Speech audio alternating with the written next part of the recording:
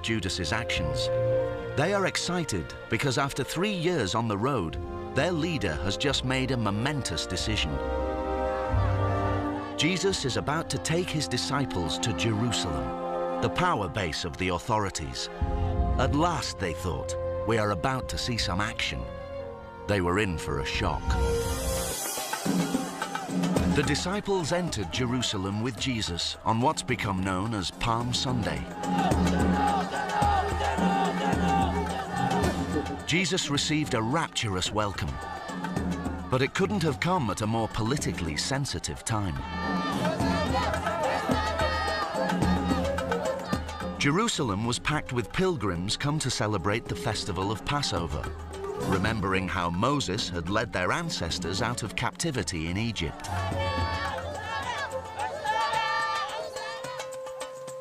According to James Charlesworth, a biblical historian based in Jerusalem, Passover would have prompted the disciples to think about freedom and overthrowing the Romans.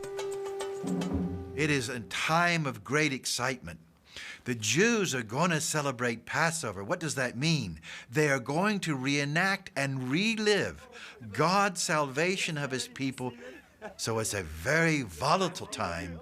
It's a time when everybody is at the peak of excitement. The highlight of the festival was a shared meal later that same week.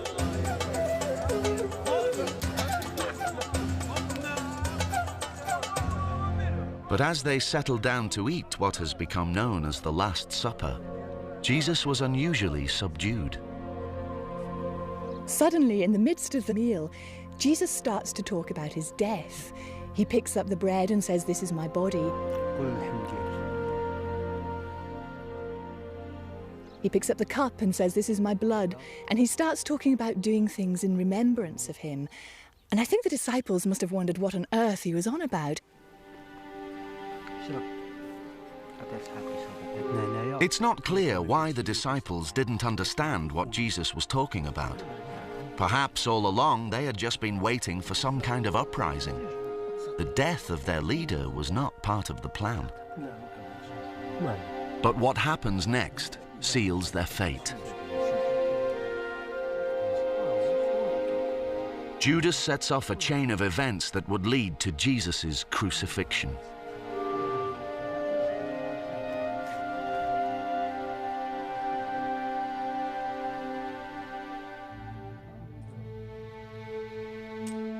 He makes his fatal deal with the authorities.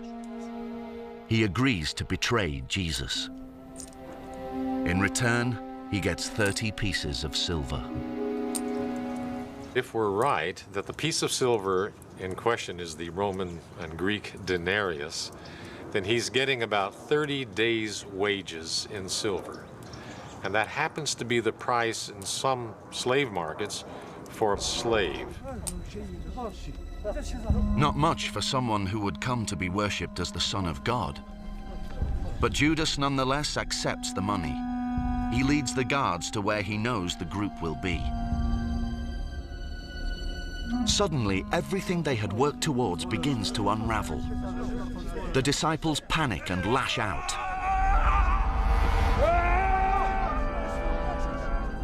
The disciples are terror-struck. They don't know what to do. Peter's reaction is to draw his sword and to cut off the ear of the high priest's slave. And I think that's quite understandable. They really don't know what's happening. They don't know at that stage whether the arresting party are just going to arrest Jesus or whether they've come for them as well. In fact, only Jesus is arrested. The disciples themselves scatter. We have this single line in the Gospels: they all forsook him and fled. And I think we should see this on very human terms. It's nothing very theological or profound. They just got scared and they ran. All the work of Jesus and the disciples undone by one man's act of treason. But some experts are not so sure that Judas was to blame. A new theory suggests that a fundamental mistake was made in translating the word betray, and that Judas did not, in fact, betray Jesus. In Greek, the word simply means to hand over. it does not have the more sinister implications of betrayal. Indeed, there's other evidence that Judas was not a traitor. Everyone, including the religious authorities, knew Jesus and where to find him.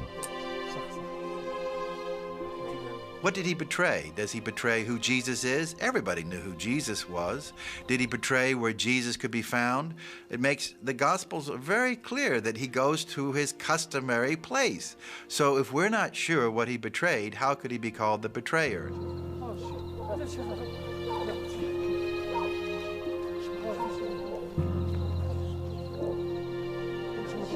Certainly when Judas comes with guards to arrest Jesus, his greeting is strange for a traitor, a kiss.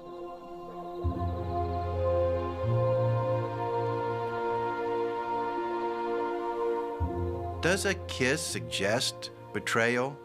In all our ancient sources, Philo, Josephus, and the New Testament, we hear that a kiss means a greeting or a farewell. There's no such thing as a kiss of betrayal.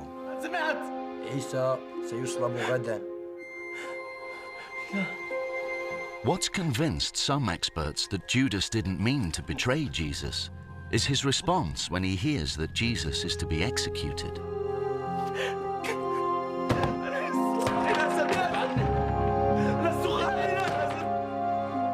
He throws the money back at the men. Obviously, something has gone wrong. He then is so disturbed, he goes out and he hangs himself.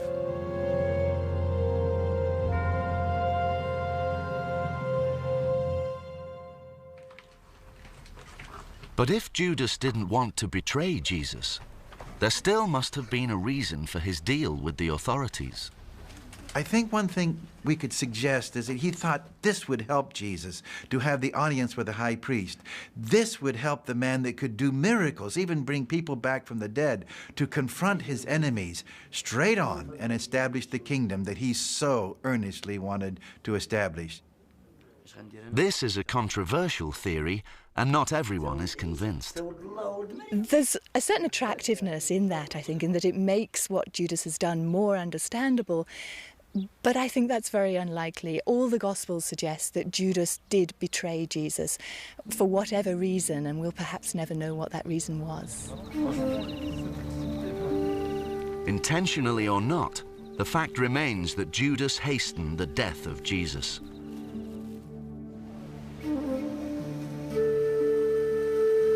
If the disciples had any doubt that Jesus' arrest meant the end of the group, they must have been certain the next day.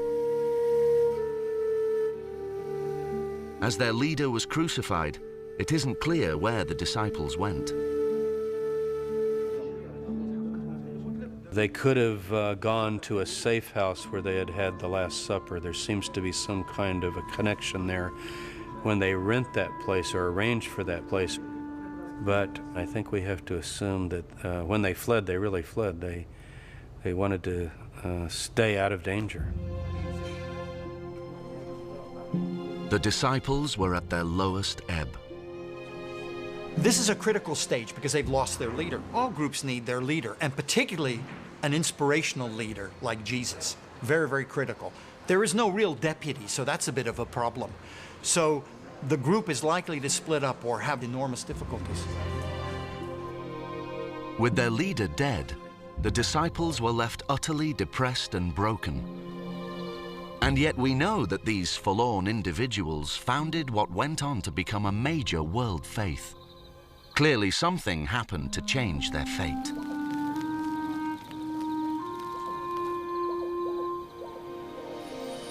Within days of Jesus' execution, there were stories of him rising from the dead. Maybe this was what kept the disciples going.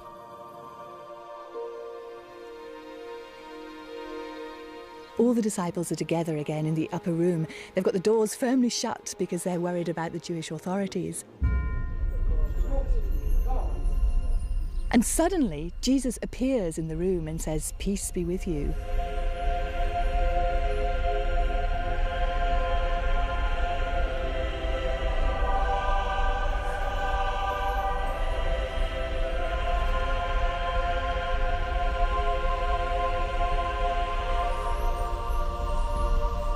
This, I think, is a significant moment in the gospel story. I think the thing that really differentiates the Jesus movement from similar messianic movements in the first century is they're full of the conviction that their Messiah has survived death. And so this is a symbolic, empowering moment.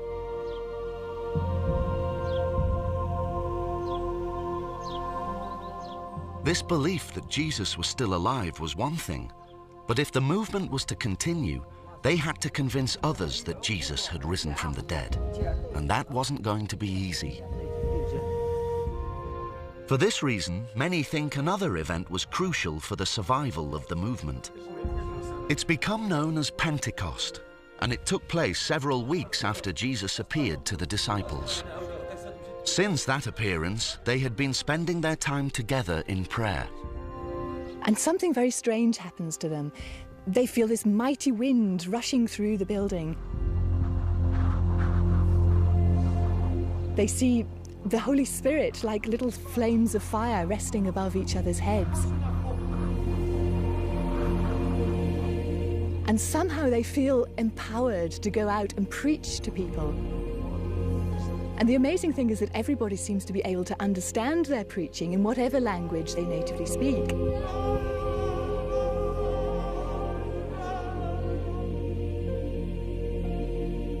It's this religious event that psychologist Carey Cooper believes transforms the group. Pentecost, in my view, is the critical event for the group. And the reason it is because they don't have a leader, and the shared experience brings them together. It motivates them. It encourages to go out and preach and to convert people and to share their common experiences. It's a kind of surrogate leadership role. Before Pentecost, the odds of the disciples founding a new faith were slim. Their different backgrounds, their infighting, and above all, the loss of their leader. It was a remarkable transformation. On the surface, it seemed to be simply a psychological shift, but there may be more to it than that. There is now neurological evidence that religious experience causes a real and quantifiable change in the brain. Turn it on, just so that we can get the vein for you to put the IV in. Okay, so we don't want you to bend your arm too much because it might it could kink the catheter. Okay. Professor Andrew Newberg is a neuroscientist at Pennsylvania University. He's been studying the effects of such experiences on Buddhist monks and Catholic nuns. We had them go through a practice such as meditation or prayer, and at the height of that practice, we would inject them through an intravenous line, a line that was in their vein, with a material that would allow us to measure the blood flow. At the time of the injection, it then is capturing a picture of what her brain is doing at the moment that she is in that heightened state of prayer. We can scan the brain sometime later to see what the snapshot is of what was going on in the brain during that particular practice. The scan taken during prayer on the right is compared to that of a normal brain, said to be in its baseline state. It recorded a change in the part of the brain that helps us to sense everything around us. This area had less activity during prayer, which showed up as the color yellow. We are not so aware of our surroundings when activity in this part of the brain is reduced and our sense of self lessens. Instead, the mind begins to feel that it's at one with the whole universe. In fact, some people say that's when they become strongly aware of the presence of God. If they go far enough in their prayer session, then they would lose all sensory information. And we think that this would be associated with a complete blurring of the boundary between the self and God and all things in the world. Sister Celeste took part in the study. She agrees that she can feel closer to God during prayer. The experiment shows for me that when we are in religious experience, that there is something happening within us, that within our brain, something is being shown. For the scientists, this experiment means that we have to take seriously the idea that religious experience can cause measurable physiological change.